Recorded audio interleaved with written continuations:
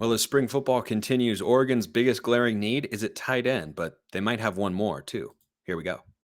You are Locked On Ducks, your daily podcast on the Oregon Ducks, part of the Locked On Podcast Network.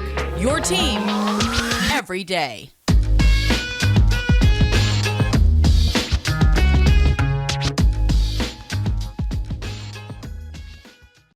Yes, it is that time once again for Locked On Ducks. I'm your host, Spencer McLaughlin. Thank you so much for making this your first listen or your first view of the day. Part of the Locked On Podcast Network, your team every day, and your number one source to stay up to date with the Ducks. If you haven't already, please like, comment, subscribe wherever you listen to or watch this show. Thank you to everybody who has done so already. And this question came in via the YouTube comments. Actually, this was Twitter DMs.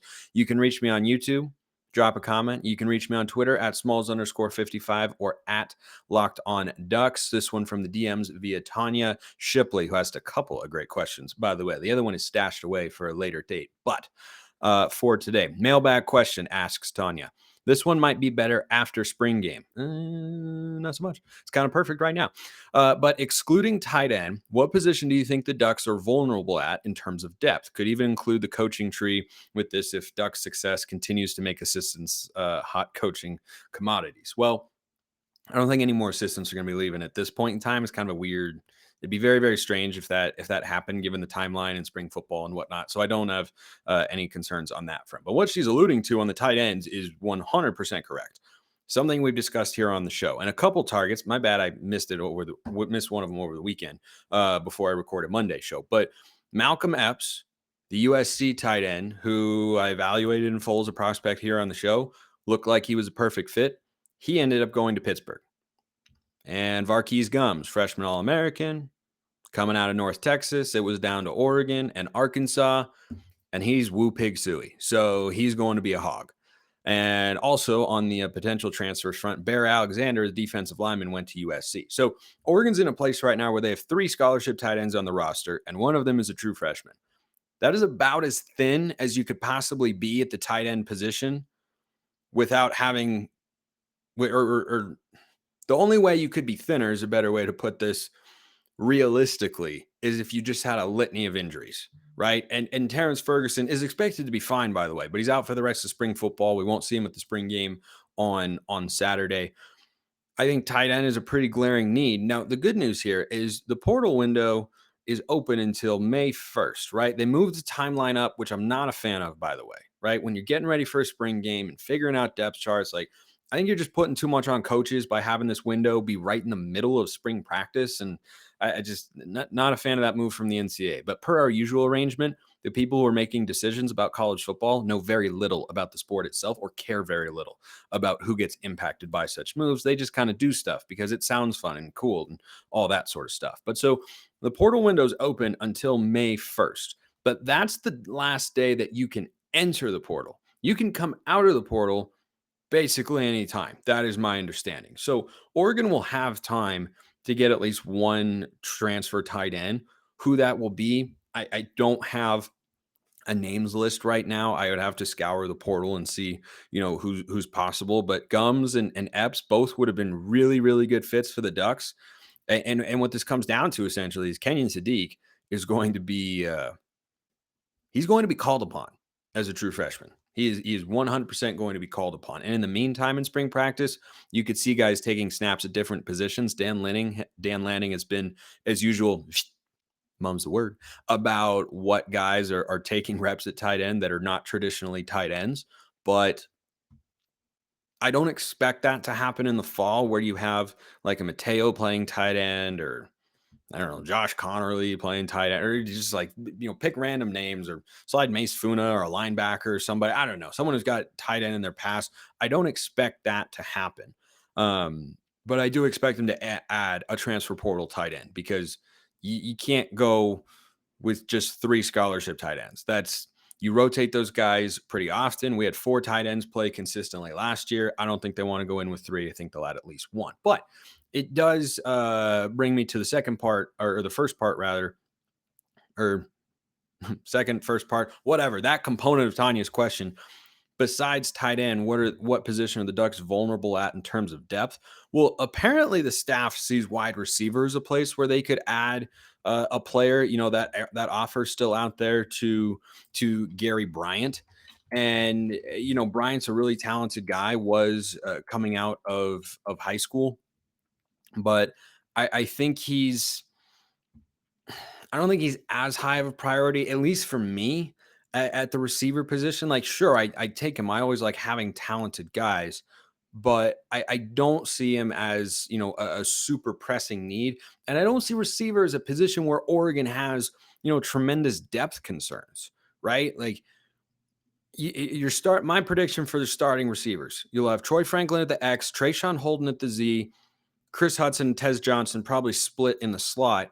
And then backing them up, I think you got Kyler Casper at one slot and you got Jurion Dickey at another. Yeah, those guys are young and inexperienced, but you got to get experience at some point in time. And I think those are two really talented players who can contribute for the Ducks this year. And Casper, I've heard, some good things about him in practice and plays that he's made. I think physically he's ready. He was a little thin last year. He reclassified to the 2022 cycle, and then Jurion Dickey's coming in as like the highest floor of an Oregon freshman wide receiver we've probably ever seen, at least in my lifetime. Like he is ready to contribute right away. So I don't feel like there's a huge need there. But the position group where I could see them adding a transfer, or you could look at and say, the depth here is not everything you would like it to be, is edge on the defensive line.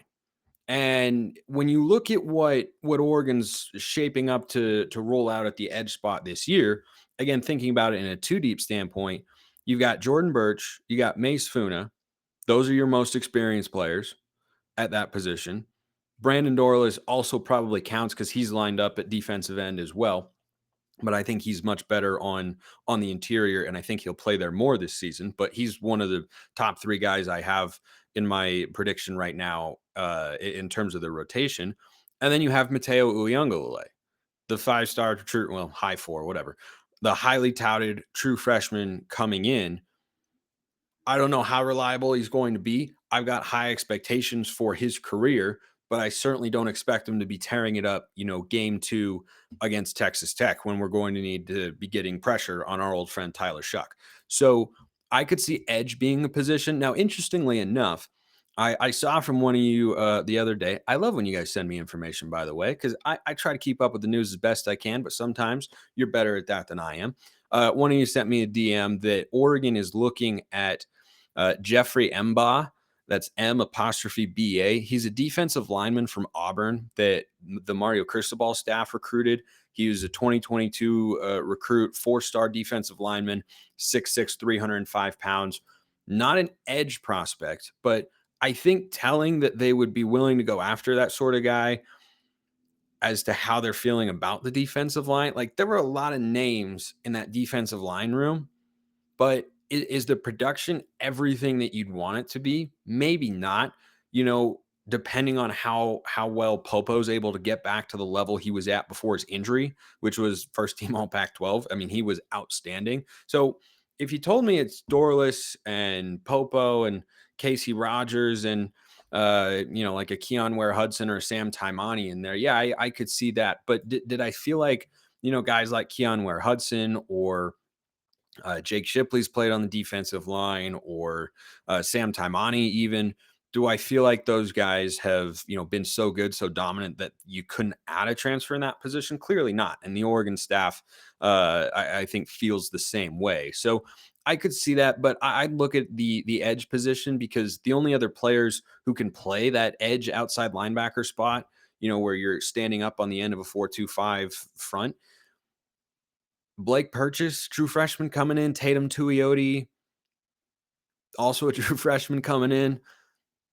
I don't know if you can rely on multiple true freshmen on the defense in a major way. So I'd say, to answer your question, Tanya, I think edge is the spot where the depth is the most lacking at this point in time, and where they could bring somebody in.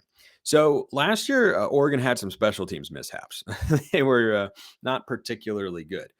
Your eyes did not deceive you that they weren't good. I'll explain why after I explain that FanDuel is America's #1 sports book. They've got everything that you could possibly need over there. And baseball is back. Grand slams, no hitters, double plays, everything. No better place to get in on the MLB action than FanDuel, America's #1 sportsbook. Right now, new customers can step up to the plate with a no sweat first bet up to $1,000. That's bonus bets back if you don't win. You can pick Aaron Judge to pick up where he left off with a home run. You could build a same game parlay with your favorite matchups of the day. Do whatever you want. Don't miss your chance to get that no sweat first bet, though. Up to $1,000 when you join FanDuel today. Go to fanduel.com/locked on to sign up. FanDuel, official partner of Major League Baseball. Okie dokie. So this question came in via the Twitter direct messages, back-to-back Twitter DM questions. Again, smalls_55 or at Locked On Ducks. Those are the handles. YouTube comments, drop a question. You get it answered here on the show. Love hearing your guys' thoughts. Blazer Duck asks, hey, Spencer. He's an everydayer, by the way. He's absolute stud. Hey, Spencer, special teams kickoff coverage and punt coverage has been a huge weakness. What specifically needs to change in order for it to become a strength? It can't be as simple as wear lighter socks so players run faster. That was good. Is it coaching, discipline to stay in running lanes, tackling, effort? What does Dan Lanning need to do between spring and September 2nd to make it a strength? Well, it was not just the mishaps in the Oregon State game that are reasons why the special teams were not good last year. Now, Camden Lewis, not the problem. Camden Lewis, not the problem. He was all Pac-12, I believe, honorable mention this year. He's either honorable mention or second team. He was quite good, has become a reliable kicker. His career has been awesome, and he'll be back as Oregon's primary kicker this year. If someone beats him out, that just means that guy's doing really well. So I feel good about the field goal PAT department, even with we can never forget Camden Lewis's doink to win the Holiday Bowl. Oh, man, that was nerve-wracking. But in 2022, Oregon in the Pac-12, just in the Pac-12, we're not looking nationally here. 8th in kickoff return yardage, not ideal. 10th in punt return yardage, dead last in the conference in punting. So if you watch press conferences for Dan Lanning after practice when he comes over and does a 7 to 10 minute media availability, he's got a very distinct style.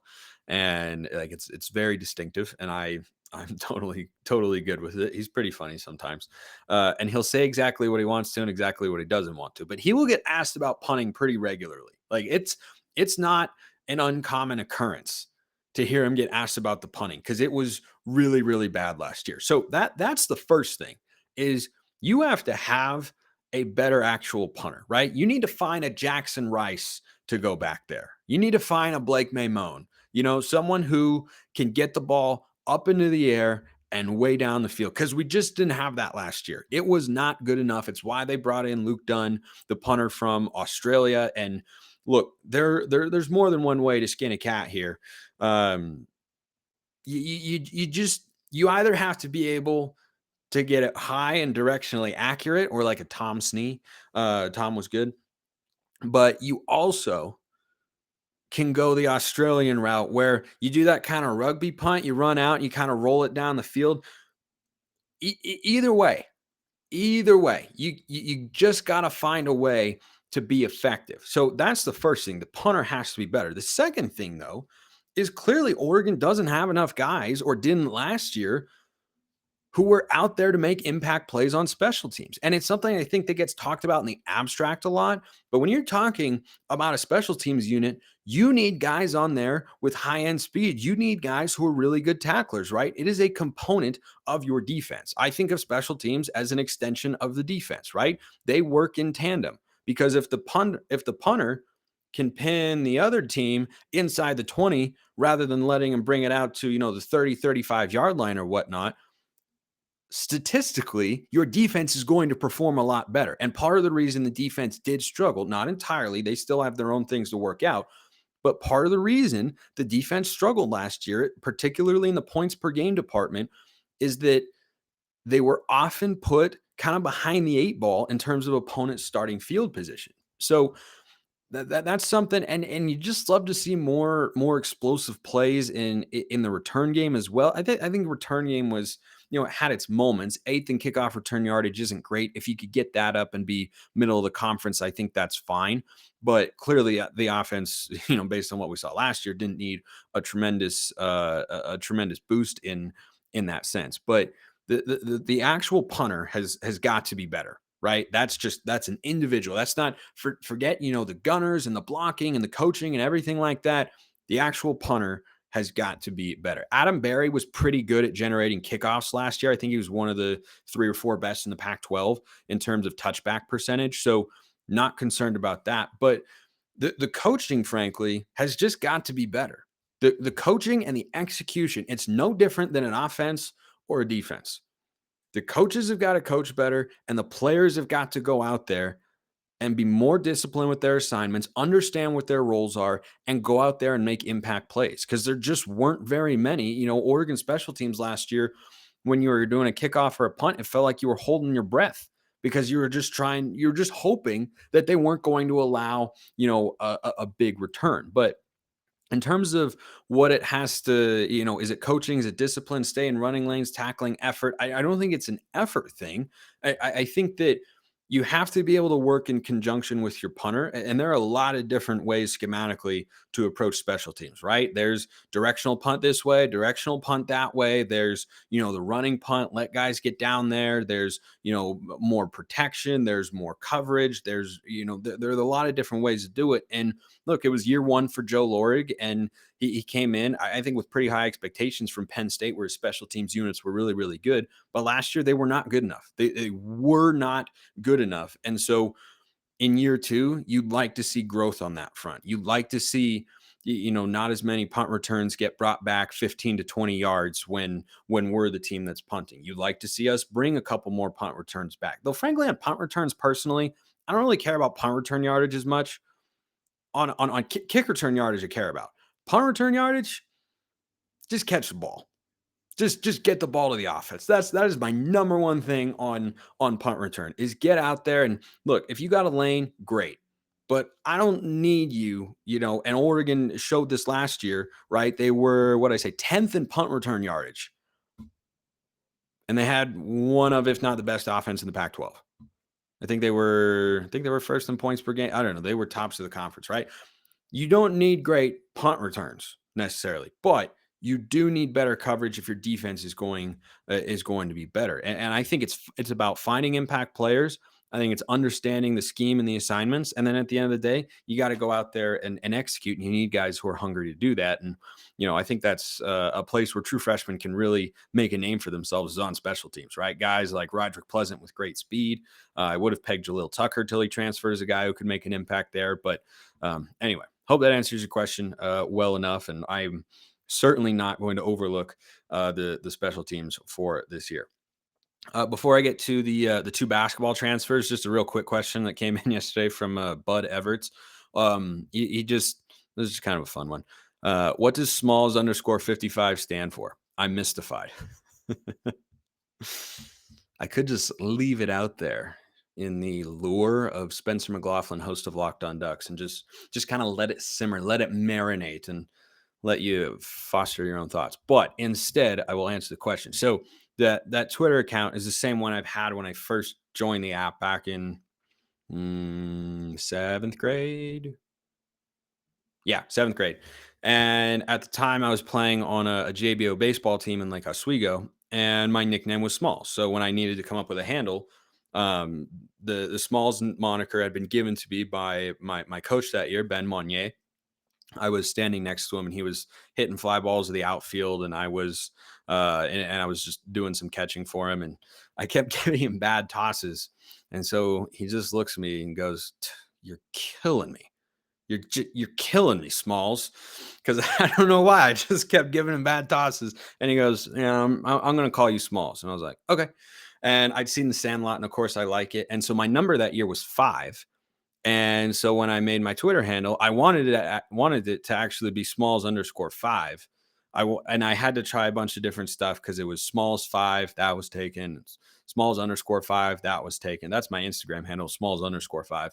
And so then 55 was there because I just liked the number 5 because it was what I had worn in Little League and through JBO. So I just kind of rolled with it. And that's how we came to Smalls underscore 55 and got me this far. So it can't be too bad. So that's the mysterious answer to your question, Bud. Thank you for sending it in. All right. I'm legitimately intrigued by what Oregon is doing here on the men's basketball front. So they've added 2 transfers, Devan Cambridge from Arizona State and Kario Oquendo from Georgia. I'll start with Cambridge, who we discussed a while back when Oregon had him in for a visit on the pod with Richie Bradshaw of Locked on Sun Devils.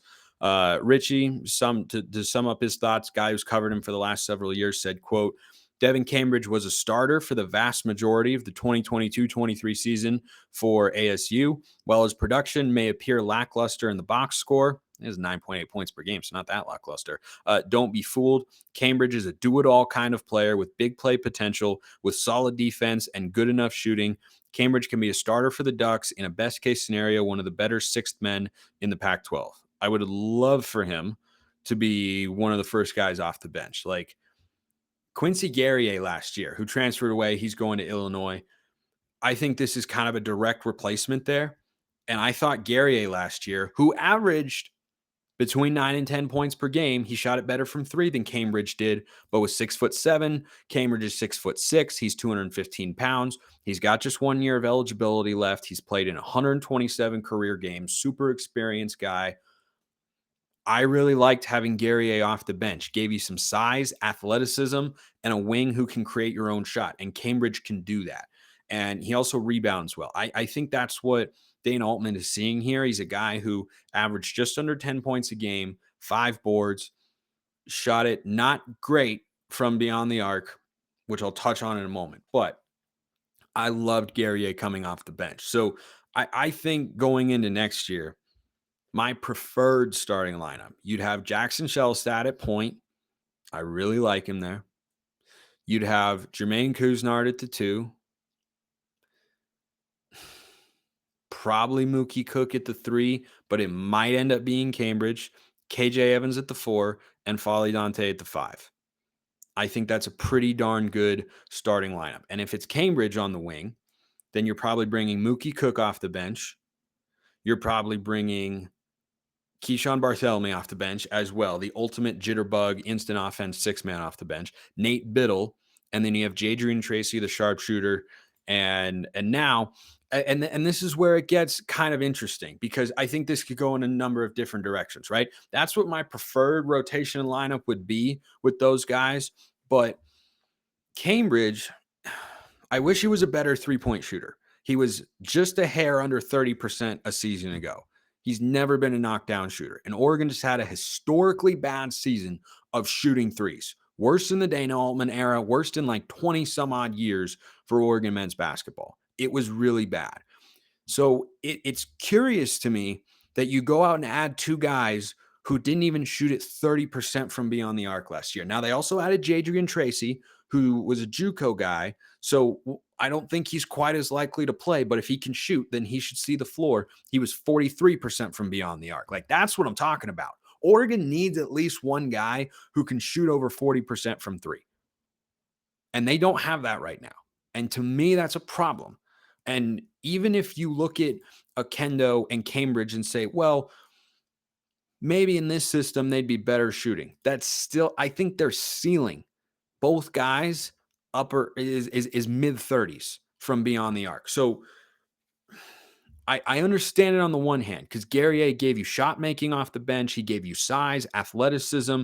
I think he did a lot of good things. That's probably what they see in Cambridge. He looks like he'd be a starter. Depends on how ready Mookie Cook is, who's 6'5", 5-star incoming freshman, one of the top 10 players in the 2023 recruiting class for the Ducks. But let's flip over to Oquendo for a moment. So he's 6'4", 210 pounds, shooting guard, 2 years of eligibility left. He's coming over from Georgia, where a season ago he averaged 15 points a game. He averaged 18 points a game in SEC play. The prior season, he played in 29 games, was just under 13 points a game. Now, He himself is about a 27% career three-point shooter. Again, not what we're necessarily looking for. Now, he is a very talented player.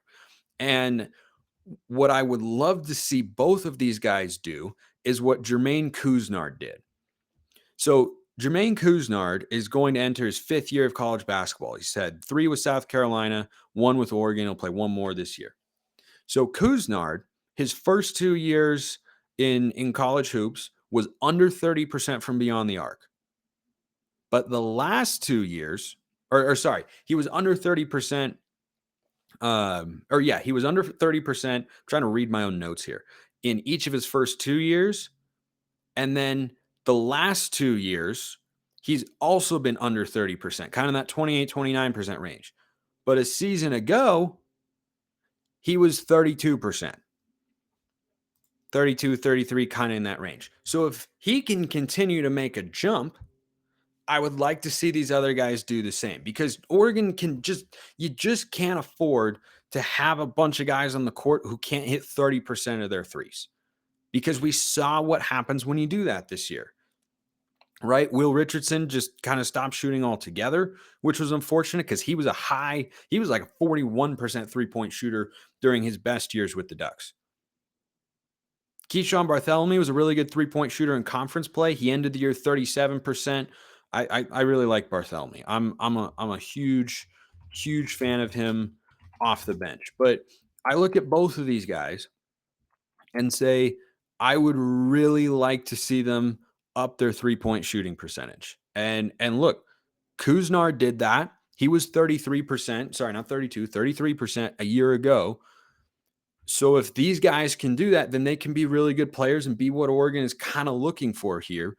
But I still just look around at this roster and say, I don't see a sharpshooter, right? Other than maybe Jadrian Tracy, but I don't know how much we can rely on JUCO players. But so though I'd like to see, and Shellstad's a good shooter too, but we don't know what he can do at the college level yet. And expecting a lot of a true freshman might not be the best idea. So I would like to see it be, Shellstad and Couisnard or Oquendo, frankly, starting out there, and Mookie Cook and KJ Evans and Folly Dante. What I suspect is Jermaine Couisnard is going to slide over to the point. And I think it can. I mean, I just struggle to think you'd bring in Power 5 transfers, guys who were double digit or just under, in Cambridge's case, double digit scores in the Pac-12 and SEC a year ago, and not start them, right? Especially Kendo, like 15 points a game. Hard to see how he moves into a bench role there. I think Cambridge is more likely to be first or second guy off the bench along with Keyshawn Bartholomew. So if you put a Kendo in the starting lineup, I think Couisnard probably slides over to the point, Oquendo at the 2. Let's say they put Cambridge at the 3, Evans at the 4, because there's no power forward in there. Like, that's the other thing, is these guys are guard/wings, and we've got a bunch of them right now. I mean a bunch of them, right? You got these two coming in. You got Jadrian Tracy, Jackson Shellstad. You could have Bronny James too.